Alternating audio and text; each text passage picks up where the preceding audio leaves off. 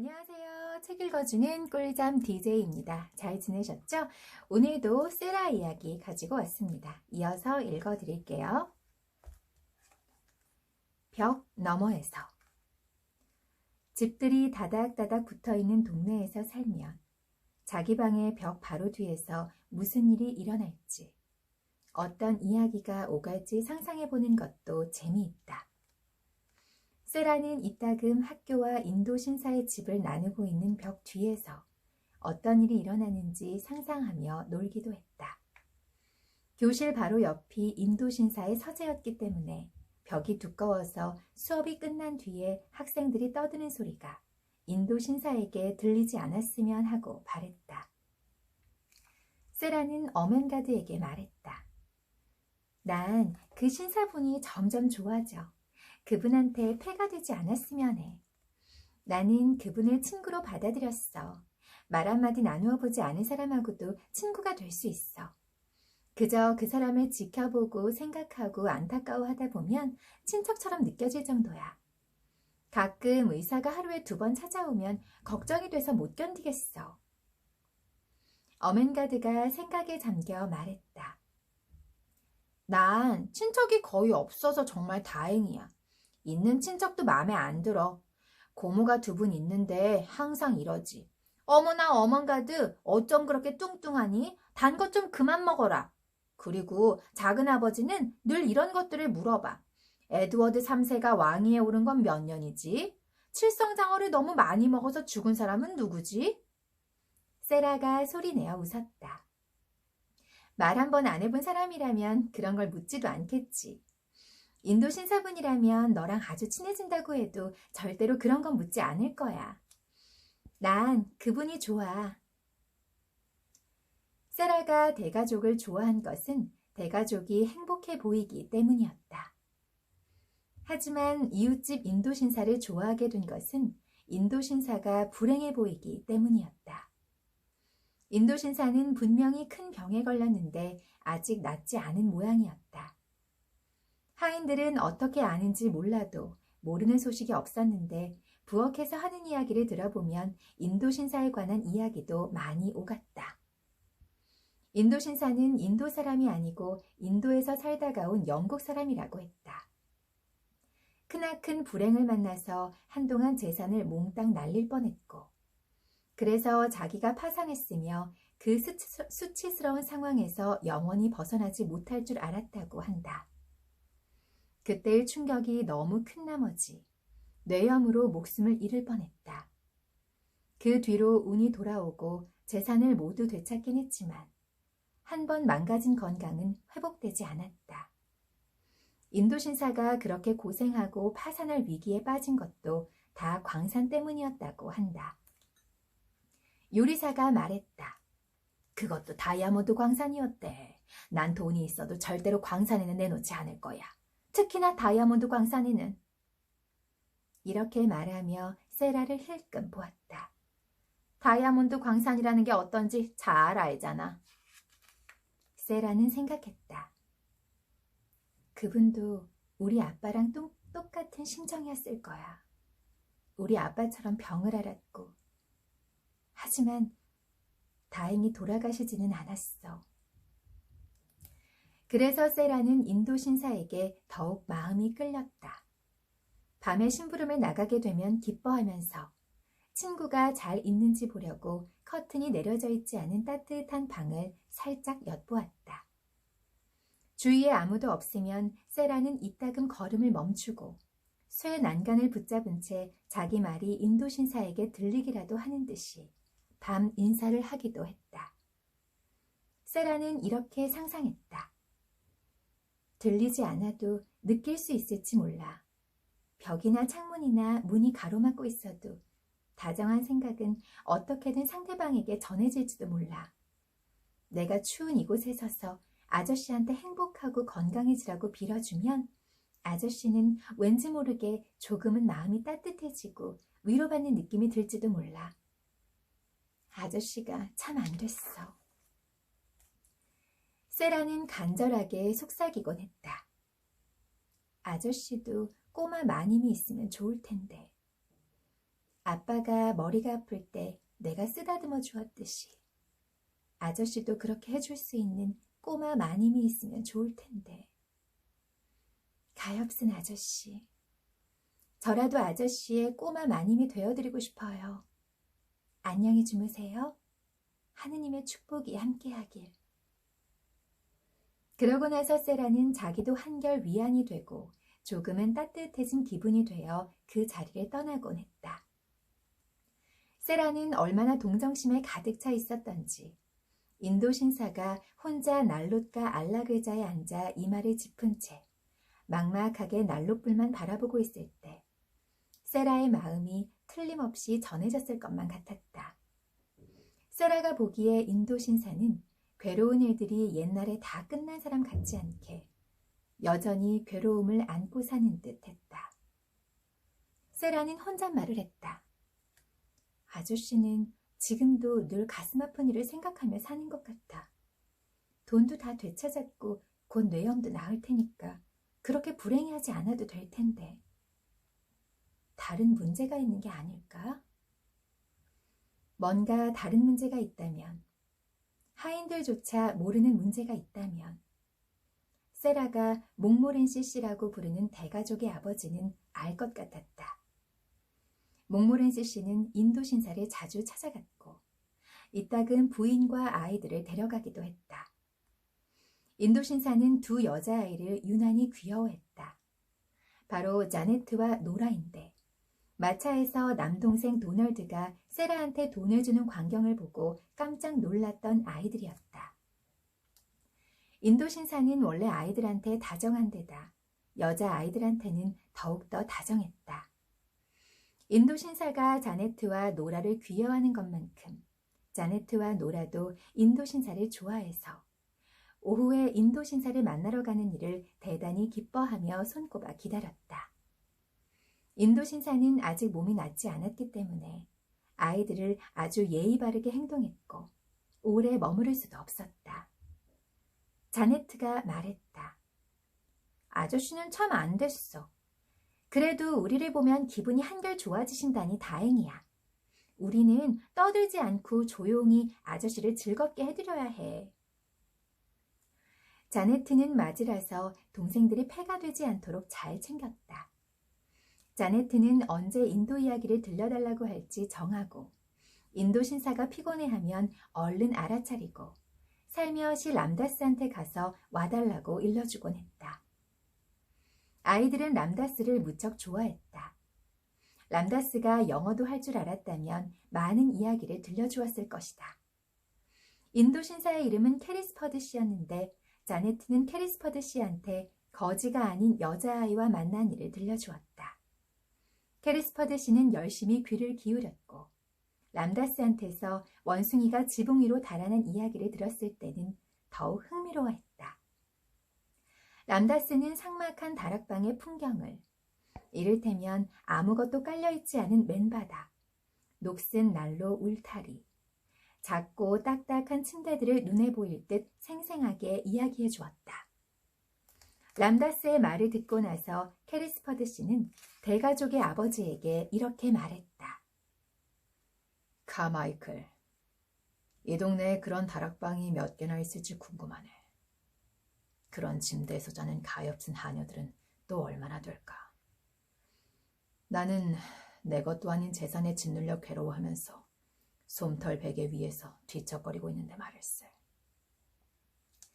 카마이클 씨는 명랑하게 말했다. 자신을 괴롭히는 일은 빨리 그만둘수록 좋네.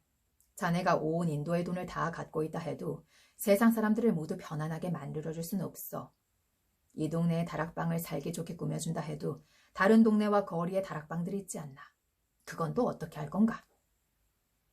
캐리스퍼드 씨는 벽난로에서 타고 있는 석탄을 바라보며 손톱을 물어뜯었다. 잠시 뒤 캐리스퍼드 씨가 천천히 말했다.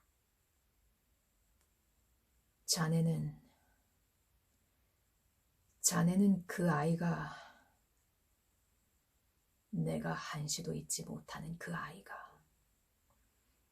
이웃집의 그 가엾은 아이 같은 신세가 되었을 수도 있다고 생각하나?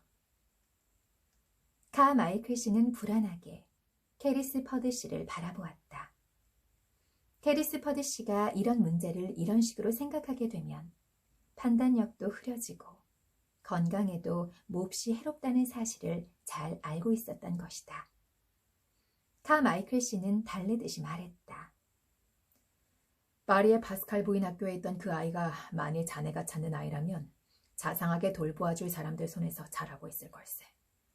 그 사람들은 그 아이가 죽은 딸의 가장 친한 친구라서 입양했다는군. 자식도 없는 데다 파스칼 부인 말로는 아주 부유한 러시아 사람이라고 했어. 캐리스 퍼드 씨가 소리쳤다. 그 한심한 여자는 그 사람들이 아이를 어디로 데려갔는지도 모르잖나. 마이클 씨는 어깨를 으쓱했다. 파스칼 부인은 약삭 빠르고 속물적인 사람이야. 그래서 아버지가 죽고 돈 한 푼 없는 아이를 홀가분하게 떼어놓을 수 있다는 사실에 뛸 듯이 기뻐했던 게 분명하네. 그런 여자는 자기한테 짐이 될 만한 아이의 미래 따윈 신경도 안 쓰지. 양부모는 흔적도 없이 사라진 것 같네. 하지만 자네는 그 아이가 만일 내가 찾는 아이라면 이라고 했네. 만일이라고 했어. 확실하지 않잖아. 이름도 다르다고. 파스칼 부인은 크루가 아니라 가루처럼 발음했어. 하지만 단순히 발음의 문제일 걸세. 주변 상황이 신기할 정도로 비슷해. 인도에 있던 영국 장교가 엄마 없는 아이를 학교에 맡겼다. 그 장교는 재산을 다 잃고 갑자기 죽어버렸다네. 마이클 씨는 다른 생각이 떠오른 듯 잠시 말을 멈추었다.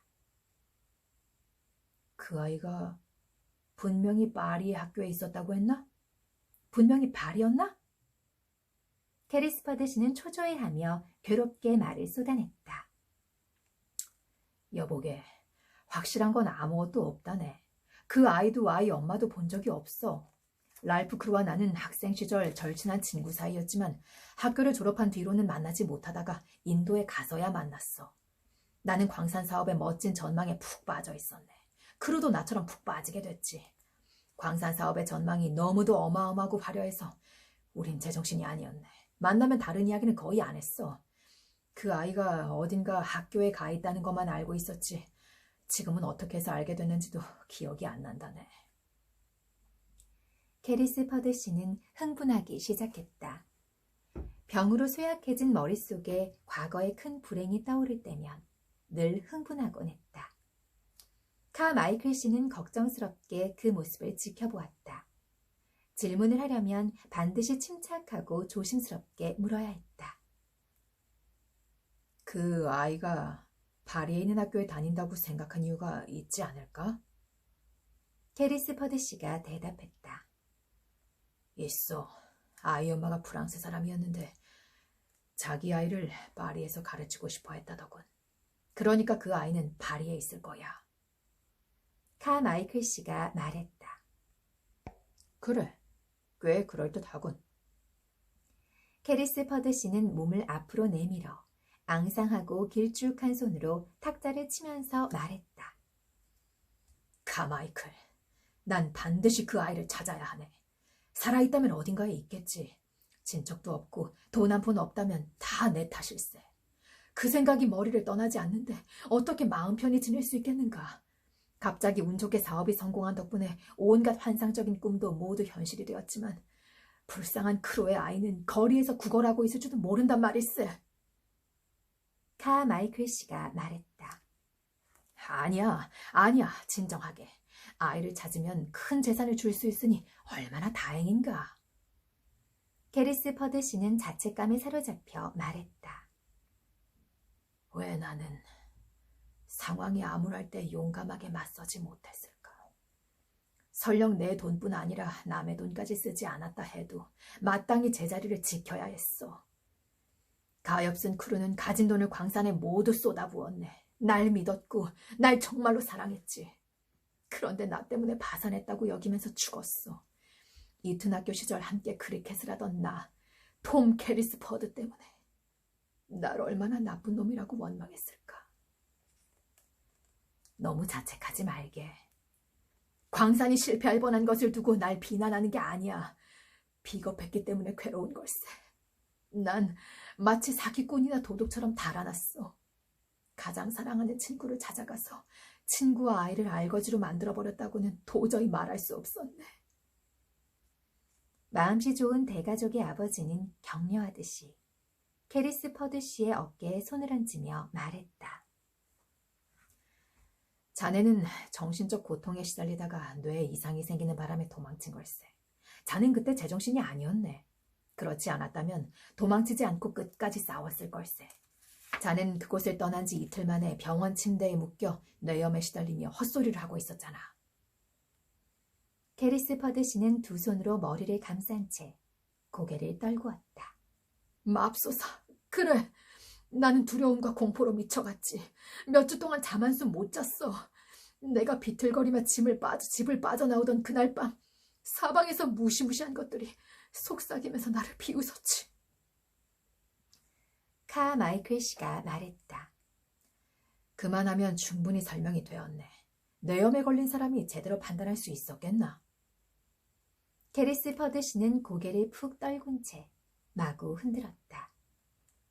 정신을 차렸을 때 이미 크루는 세상을 떴네. 무덤에 묻혀버렸지.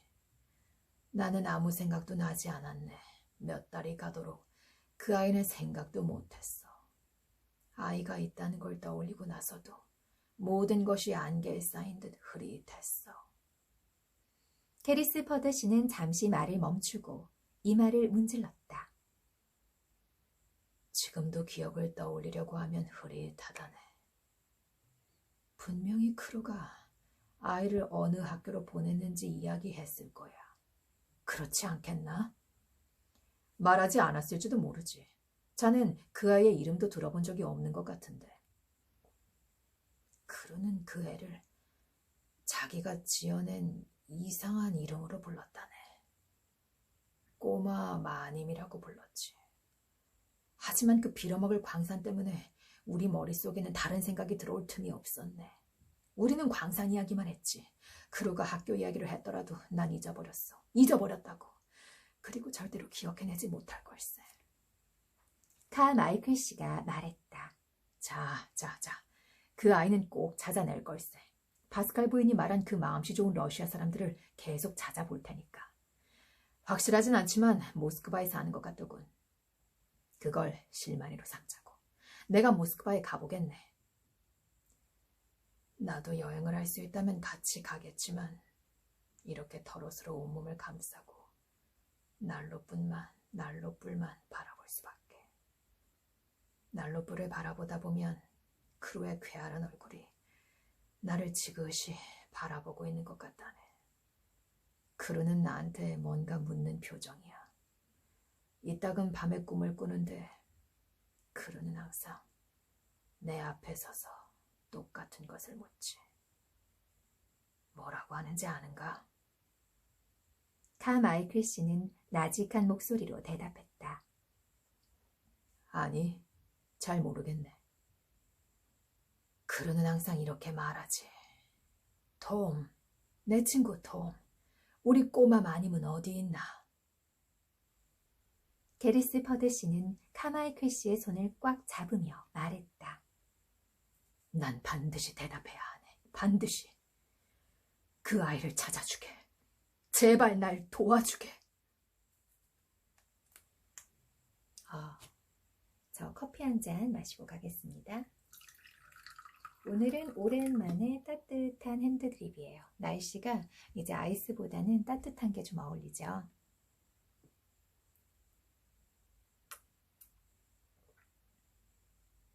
근데 또 이렇게 마시다가 얼음을 왕창 넣어서 갑자기 아이스로 마시기도 해요. 지금 그 카마이클 씨하고 캐리스 퍼드 씨의 이 대사 계속해서 서로 왔다 갔다 하면서 이렇게 대화를 나누고 있는데 제가 읽으면서 그런 생각이 들었어요. 뮤지컬 하는 것 같다는 그런 느낌?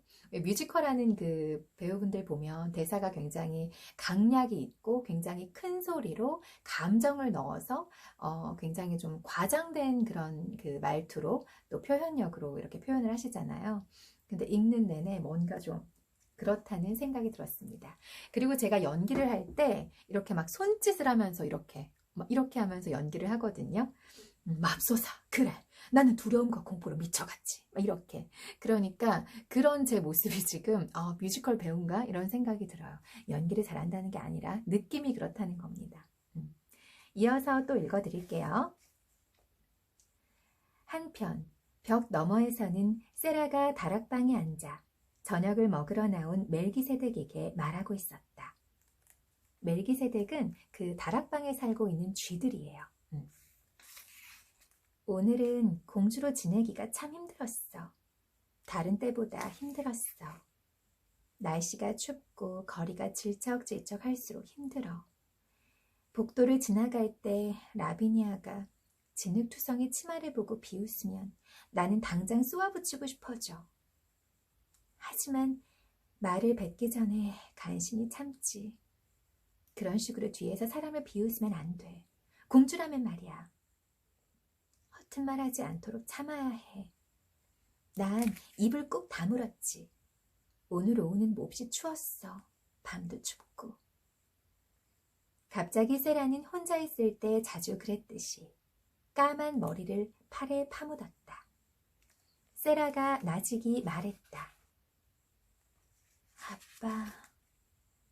아빠의 꼬마 마님이었을 때가 까마득히 옛날처럼 느껴져요.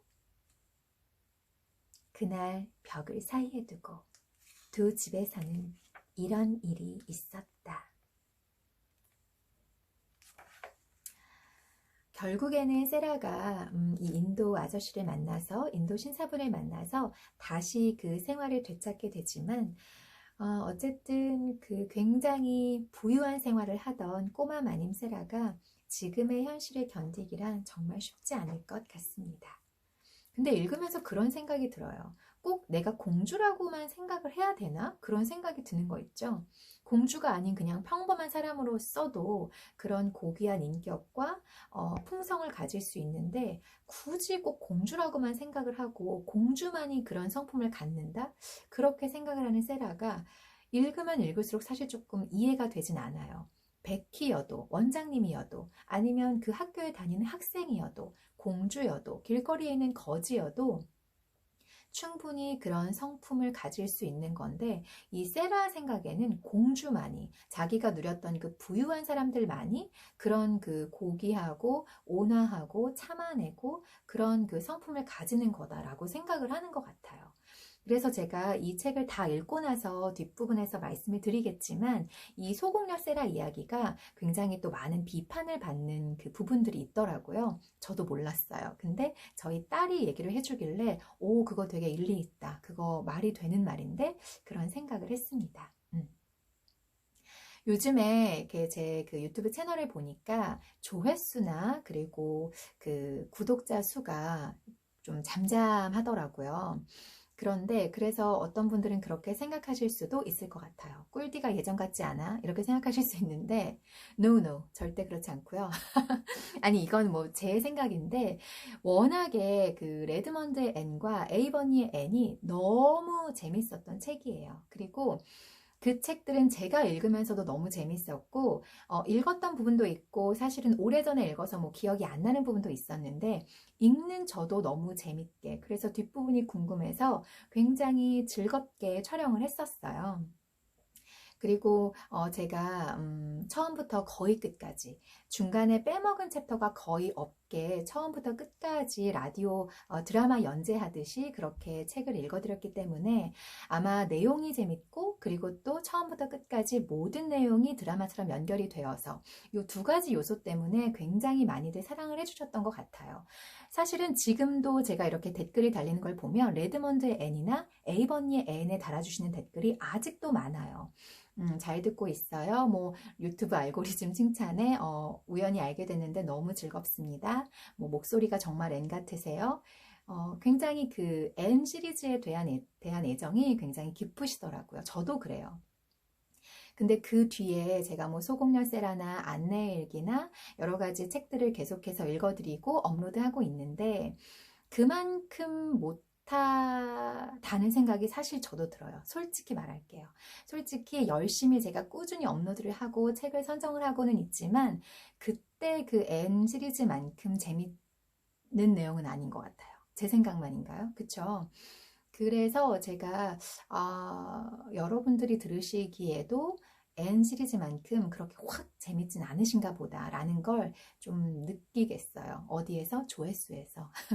그래도 뭐 어떡해요. 그래도 제 딴에는 최선을 다해서 재밌는 책들 또 재밌어 하실 만한 책들을 골라서 그래도 꾸준히 성실히 업로드 하겠습니다. 저도 N 시리즈만큼 재밌는 책을 찾고 있습니다. 그 어떤 분께서 애니 길버트하고 결혼을 하고 나서의 이야기를 담은 앤의 결혼 생활을 담은 책이 있다고 말씀을 해주셨어요. 댓글에서. 그래서 제가 그 책을 찾으려고 알라딘도 갔었고 또 여러 가지 여러 그 인터넷 서점이랑 또 실제 오프라인 그 서점에도 갔었는데 절판이더라고요. 없어요. 이제 품절이어서 그러니까 절판이어서 찾을 수가 없어요. 구할 수가 없어요. 그래서 중고 서점도 뒤지고 했는데 없더라고요. 그래서 너무너무 아쉬워요. 저는 사실 녹음도 녹음이지만 제가 그 책을 좀 읽고 싶은데 길버트랑 어떻게 살아가는지 참 아쉽더라고요. 이어서 또 읽어드리도록 하겠습니다. 가난한 백성. 겨울은 괴롭기 짝이 없었다. 세라는 눈길을 터벅터벅 걸어 심부름을 다녀야 했다. 더 괴로운 것은 눈이 녹아서 진흙과 섞여 진창이 생길 때였다. 어떤 날은 안개가 너무 짙어서 하루 종일 가로등이 켜져 있고 몇 년 전 세라가 아버지의 어깨에 기댄 채 마차를 타고 지나갈 때와 똑같은 풍경이 펼쳐질 때도 있었다. 그런 날이면 대가족 집의 창문은 더욱 따뜻하고 포근해 보였고 인도 신사가 앉아있는 서재도 따스하게 빛났다. 하지만 다락방은 삭막하기 이를 데 없었다. 해도 뜨지 않고 노을도 지지 않고 별도 거의 뜨지 않는 것 같았다. 어느 날 밤 베키가 몰래 다락방에 와서 쉰 목소리로 말했다. 아가씨가 없었다면 여기가 바스티유 감옥이고 옆방에도 저 같은 죄수가 있다고 상상하지 않았다면 전 죽었을 거예요. 정말 감옥 같지 않아요? 민친 마님은 날이 갈수록 간수 같아요. 아가씨가 말한 커다란 열쇠들을 가지고 다니는 게 눈에 보일 정도예요. 요리사는 꼭 간수 부하 같아요. 이야기를 더 들려주세요. 벽 밑으로 판 지하 땅굴 이야기 해주세요. 세라는 추워서 덜덜 떨며 말했다. 그보다는 따뜻한 이야기를 해줄게. 이불을 가져와서 덮어. 나도 이불을 덮을 테니까. 같이 꼭 붙어 앉아 있자. 인도 신사의 원숭이가 살던 열대숲 이야기를 해줄게. 그 원숭이는 창가 탁자에 앉아 슬픈 표정으로 창밖을 내다볼 때마다 코코넛 나무에 꼬리를 걸고 그네를 타던 열대숲을 생각하는 게 틀림없어. 누구한테 잡혀왔는지 혹시 코코넛 열매를 따다가 먹여 살리던 식구들을 남겨놓고 온 건 아닌지 궁금해. 베키가 고마워했다. 조금 따뜻해졌어요. 아무리 바스티유 감옥이라도 아가씨가 이야기를 들려주면 따뜻해져요. 세라는 온몸에 이불을 돌돌 말고 얼굴을 살짝 내놓은 채 말했다. 다른 것을 상상할 수 있기 때문에 덜 추운 거야. 내가 해보니까 그래. 몸이 괴로울 때는 머리로 다른 것을 생각하는 수밖에 없어. 베키는 감탄 어린 눈으로 바라보면서 말했다. 아가씨는 그럴 수 있어요? 세라는 잠시 이맛살을 찌푸리고는 단호하게 말했다. 그렇게 될 때도 있고 안 될 때도 있어. 딴 생각을 할 수 있으면 괜찮아. 연습만 많이 하면 언제나 그렇게 될 수 있을 거야. 요즘 연습을 많이 했더니 예전보다 쉬워졌어.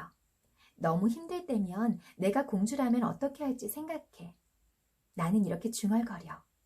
나는 공주야. 그것도 요정 공주. 난 요정이니까 무슨 일이 있어도 상처받거나 괴로워하지 않아. 그렇게 하면 다른 건 잊게 되거든.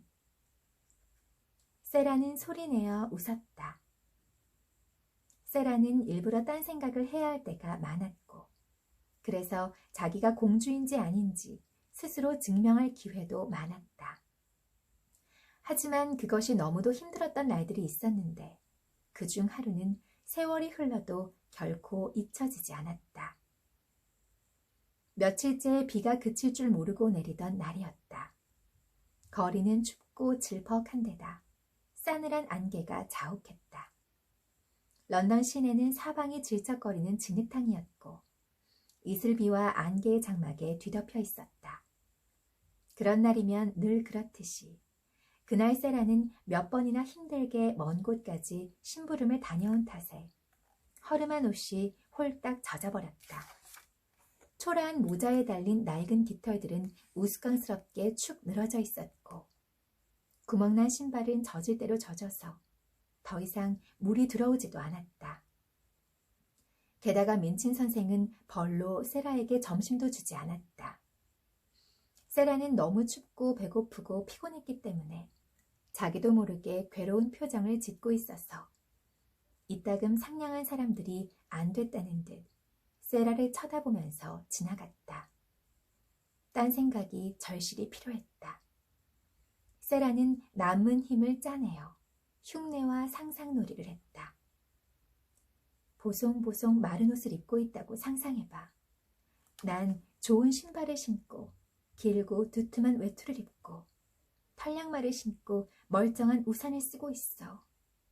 그리고 또 따끈한 빵을 파는 빵집 근처에 가면 6페니를 주울지도 몰라. 임자 없는 돈을. 그렇게만 된다면 가게에 들어가 가장 따끈한 빵 6개를 사서 단숨에 먹어버릴 거야. 가끔 세상에는 신기하기 그지없는 일이 일어나기도 한다. 그날 세라한테도 신기한 일이 일어났다.